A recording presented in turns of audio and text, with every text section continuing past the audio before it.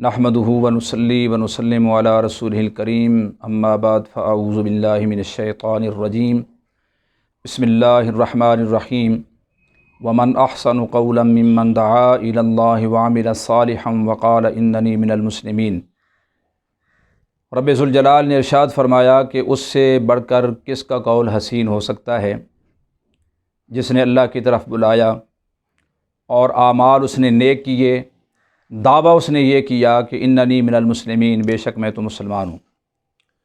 تین کام بیان کیے گئے ہیں اس آیت کریمہ کے اندر۔ ایک تو اس نے اللہ تعالیٰ کی طرف دعوت دی ہے، اللہ کی طرف بلایا ہے۔ دوسرا اس کا خود عمل اپنا نیک ہے، اور تیسرا اس کا یہ دعویٰ ہے کہ اننی من المسلمین، بے شک میں تو مسلمانوں میں سے ہوں۔ حضرت عائشہ صدیقہ رضی اللہ تعالیٰ عنہ فرماتی ہیں کہ ارا ہذہ الآیہ نازلت فی المؤذنین، کہ میں خیال کرتی ہوں کہ یہ آیت کریمہ مؤذنین کے بارے میں نازل کی گئی ہے۔ حضرت عائشہ صدیقہ اپنا موقف بیان کرتی ہیں کہ اس آیت کے بارے میں میرا نظریہ یہ ہے کہ رب ذوالجلال نے یہ تعریف مؤذن کی فرمائی ہے جو کہ اللہ کی طرف مؤذن بلاتا ہے، حی علی الصلاۃ حی علی الفلاح کی صدائیں بلند کرتا ہے۔ اور حضرت ابو امامہ باہلی فرماتے ہیں دعا الی اللہ یعنی اذن وعمل صالحا صلی رکعتین بین الاذان والاقامہ، کہ جس نے اللہ کی طرف بلایا اس سے مراد یہ ہے کہ اس نے اذان دی، وعمل صالحا اور اس نے نیک عمل کیا، تو فرمایا اس سے مراد یہ کہ صلی رکعتین بین الاذان والاقامہ، کہ اذان پڑھنے کے بعد اور اقامت سے پہلے اس نے 2 رکعت نماز نفل ادا کیے، وہ تحیۃ المسجد ہو یا تحیۃ الوضو ہو یا عام نفل ہو۔ تو اس سے مراد جو ہے وہ اذان ہے، اور اذان پڑھنے والا اللہ کی طرف بلانے والا مؤذن ہے۔ اس کی فضیلت قرآن کریم نے اس آیت کریمہ کے اندر بیان فرمائی۔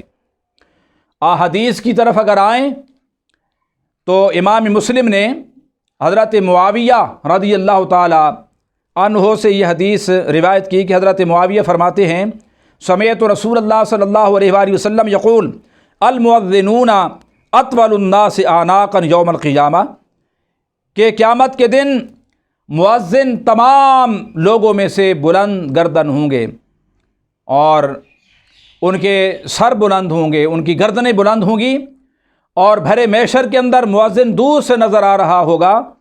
یہ اعزاز ہوگا اس کا کہ تاکہ اہل محشر کو پتہ چل جائے اس نے رب ذوالجلال کے نام کا ہوکا لگایا ہے، اس نے رب ذوالجلال کے بارگاہ کے اندر لوگوں کو دعوت دی ہے، بلایا ہے، اور نماز پڑھنے کے لیے اللہ رب العزت کی بارگاہ میں لوگوں کو دعوت پیش کی ہے۔ اور بخاری شریف کی حدیث میں ہے کہ حضرت ابو سعید خدری فرماتے نبی علیہ الصلوۃ والسلام نے فرمایا لا یسمع مدى صوت المؤذن جن ولا انس ولا شیء الا شاہد له یوم القیامہ، رواہ البخاری۔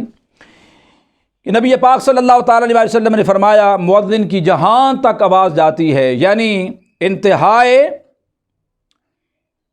اذان تک، اذان کی آواز کی جہاں انتہا ہوتی ہے، فرمایا وہاں تک جتنے جن سنتے ہیں، جتنے انسان سنتے ہیں، کائنات کے اندر موجودات میں سے جو چیزیں چرند پرند درند حیوانات نباتات جمادات کلمات اذان سنتے ہیں، اور مؤذن کی آواز جہاں تک جاتی ہے، انتہا تک، یعنی جہاں جا کر اس کی آواز ختم ہوتی ہے، اس کے آگے سنائی نہیں دیتی، وہاں تک فرمایا الا شاہد له یوم القیامہ، یہ ساری کی ساری چیزیں جہاں تک مؤذن کی آواز پہنچی ہے قیامت کے دن مؤذن کے حق میں گواہی دیں گے۔ بڑی فضیلت ہے۔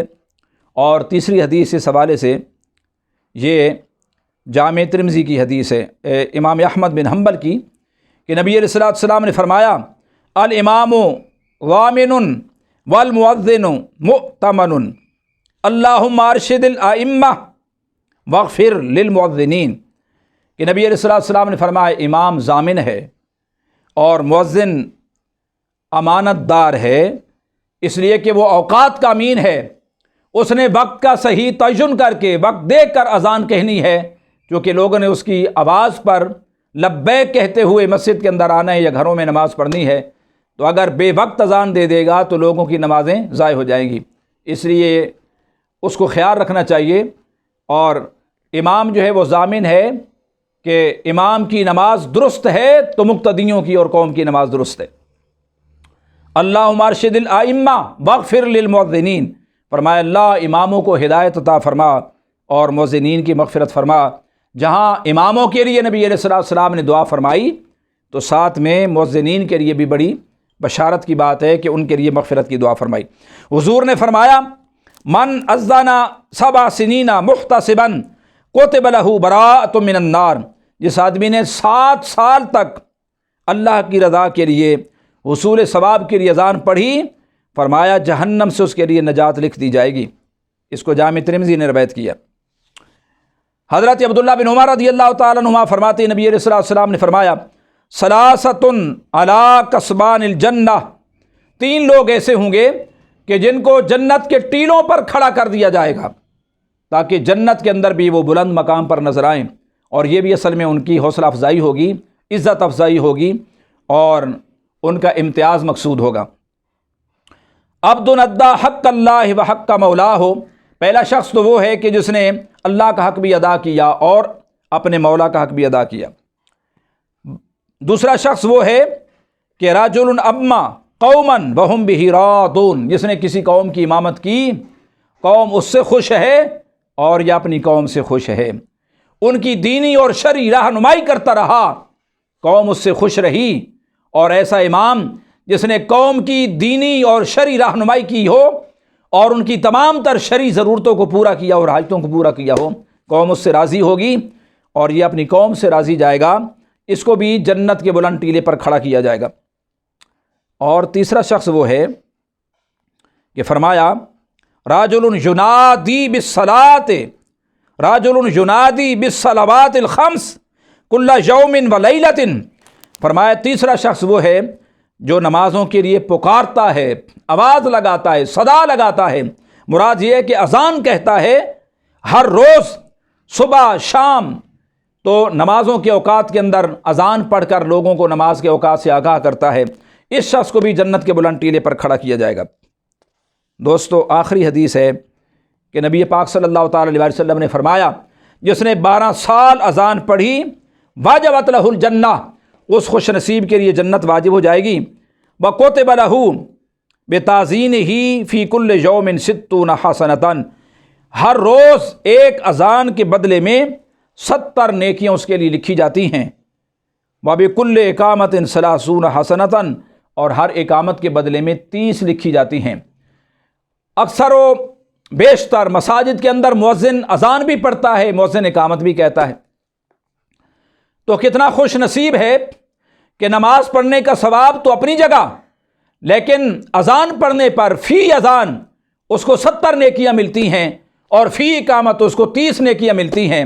70 اور 30 کو ملا کر ایک نماز پر جب وہ اذان پڑھتا ہے یا اقامت کہتا ہے تو نماز کا ثواب تو اپنی جگہ، لیکن نماز سے ہٹ کر بھی اذان اور اقامت کا ثواب ملا کر ہر نماز کے ساتھ ساتھ ایک 100 نیکی کا اس کو اضافہ ہو جاتا ہے۔ اور یہ بڑی بات ہے مؤذن کے لیے کہ 100 نیکیوں کا ثواب وہ پاتا ہے جناب نمازوں سے ہٹ کر بھی۔ اور اذان اسلام کے شعار میں سے ہے، بڑا اہم یہ شعار اسلام کا کہ جو کفر اور اسلام کے درمیان عبادات کے اعتبار سے واضح فرق کر دینے والی چیز ہے۔ سوائے اہل اسلام کے عبادات کے اوقات کے تعین کے لیے اور اوقات سے آگاہ کرنے کے لیے مسلمان کے علاوہ اذان پڑھ کر کوئی اور ملت عبادت کرنے والوں کو آگاہ نہیں کرتی۔ یہ صرف مسلمان ہے جو اللہ اکبر حی علی الصلاۃ حی علی الفلاح کی صدائیں بلند کر کے مسلمانوں کو آگاہ کرتا ہے کہ تمہاری نماز کا اور تمہاری عبادت کا وقت ہو گیا۔ یہ اعزاز اہل اسلام کو حاصل ہے، اور بڑے دکھ اور افسوس کی بات ہے کہ بیت اللہ شریف کے بارے میں جب یہ خبر سنی میں نے کہ بیت اللہ شریف کے اندر، حرم مکی کے اندر بھی اور حرم مدنی کے اندر، یعنی سرزمین مکہ سرزمین مدینہ، दोनों जगह पर हुकूमत सऊदिया ने यह ऐलान कर दिया है कि बाहर के स्पीकर पर अजान नहीं होगी। बड़े दुख की बात है। इन्ना अव्वल बैतिन वुदिअ लिन्नास लल्लज़ी बिबक्कत मुबारकम व हुदल लिल आलमीन, ये रुए ज़मीन पर अल्लाह का सबसे पहला और कदीम घर है। ये मरकज़ इस्लाम है और इस्लाम की सारी शान व शौकत और अज़मत और रिफ़त बैतुल्लाह के साथ जुड़ी हुई है और गुंबद खदरा के साथ जुड़ी हुई है। दोस्तों, हुकूमत सऊदिया से ये हम मुतालबा करते हैं, तमाम अहले इस्लाम अवाम को भी और अहले इस्लाम हुक्मरानों को भी ये मुतालबा करना चाहिए कि खुदारा अहले इस्लाम के कलेजों पर और उनके जिगरों पर छुरियां मत चलाएं, उनके ईमानी जज्बात को मजरूह मत करें और उनके दिलों को ज़ख्मी मत करें। ये पाबंदी यहूद व नसारा को खुश करने के लिए आपने लगाई है। हुकूमत सऊद यहूद के नज़रियात को अपनाने के लिए, उनको परवान चढ़ाने के लिए, पूरी मिल्लत इस्लाम पर और अहले इस्लाम पर उनको गालिब करने के लिए ये एक साजिश है। खुदा के लिए खुदा का खौफ करें, अल्लाह से डरें। बैतुल्लाह शरीफ के अंदर और मस्जिद नबवी के अंदर अजानें जैसे आज से 1400-1500 साल पहले से चली आ रही हैं, उसी तरीके पर और उसी नहज पर बैतुल्लाह शरीफ के अंदर अजानें होने दें और मस्जिद नबवी के अंदर भी उसी तरीके से अजान पर पाबंदी कोई काबिल कबूल नहीं है। इस्लाम को मगलूब करने वाली बात है, इस्लाम को दबाने वाली बात है। यहूद व नसारा की साजिश में ना आए। इस्लामी मुल्क है। आप अपनी सकाफत में, आप अपनी इबादात में, आप अपने नज़रियात में आज़ाद हैं और हर इस्लामी मुल्क आज़ाद है। मैं हैरान हूँ कि इसको डरने का, दबने का और ख़तरा क्यों रहता है हर वक्त कि यहूदी नाराज़ हो जाएंगे, ईसाई नाराज़ हो जाएंगे, काफिर नाराज़ हो जाएंगे, मुशरिकीन नाराज़ हो जाएंगे। वो अपने अपने मुल्कों के अंदर अपनी इबादात के अंदर आज़ाद हैं, जबकि उनकी इबादात कुफ्रियात पर मुश्तमिल हैं, शिरकियात पर मुश्तमिल हैं। कोई भी मुसलमान उनके इन कुफ्रियात और शिरकियात के लिए रुकावट नहीं बनता। वो आज़ाद हैं अपने मुल्कों के अंदर। लेकिन अहले इस्लाम अपने इस्लामी ममालिक के अंदर ख़ास तौर पर बैतुल्लाह जैसी जगह पर और फिर हर में नबवी जैसी जगह पर यह आज़ादी क्यों नहीं दी जा रही, हमसे क्यों छीनी जा रही है कि अजान भी हम यहूद व नसारा की मर्ज़ी और ख्वाहिश के मुताबिक पढ़ें कि बाहर का स्पीकर पर नहीं होनी चाहिए, अंदर का स्पीकर चलाएं। अजान की दोस्तों अहमियत इस बात से आप अंदाज़ा लगाएं। 8 हिजरी को मक्का फतह होता है। नबी पाक सल्लल्लाहु अलैहि वसल्लम ने नमाज तो सहने काबा के अंदर अदा फरमाई, लेकिन जब अजान का वक्त आता है तो हुजूर सल्लल्लाहु अलैहि वसल्लम ने हज़रत बिलाल को काबे की छत पर खड़ा कर दिया ताकि अजान की आवाज़ दूर दूर तक जाए। इससे आप अंदाज़ा लगाएं मनशाए रसूल क्या है कि अजान की आवाज़ दबनी चाहिए या अजान की आवाज़ गालिब आनी चाहिए। खुदारा दीन का सौदा न करें, यहूद व नसारा को खुश करके मुसलमानों के जज्बात को और मुसलमानों के नज़रियात को, मुसलमानों की इबादात को मगलूब न करें। वो कभी भी आपसे राज़ी नहीं होंगे। वलन तरदा अनकल यहूद वलन नसारा हत्ता तत्तबिअ मिल्लतहुम। कुरान ने वाज़े अटल फैसला दिया है कि यहूद व नसारा तुमसे कभी भी खुश नहीं हो सकती। तुम कुछ भी कर लो, हाँ, अगर तुम उनकी मिल्लत को कबूल करते हो, उनके दीन को कबूल करते हो, तो एक सूरत है कि वो तुमसे शायद राज़ी हो जाएं। अगर तुम मुसलमान रहकर उनको राज़ी करने की कोशिश करो तो ये सारी की सारी तुम्हारी कोशिशें काविशें नाकाम जाएंगी। जब उन्होंने किसी सूरत में राज़ी नहीं होना तो आप अपने रब को क्यों नाराज़ करते हैं, अपने नबी को क्यों नाराज़ करते हैं, अपने इस्लाम के शिआर को क्यों मगलूब करते हैं, क्यों दबाने पर तुले हुए हैं। दुश्मनान इस्लाम को खुश करने के लिए खुदा का खौफ करें। वाखिर दावाना अल्हम्दुलिल्लाहि रब्बिल आलमीन।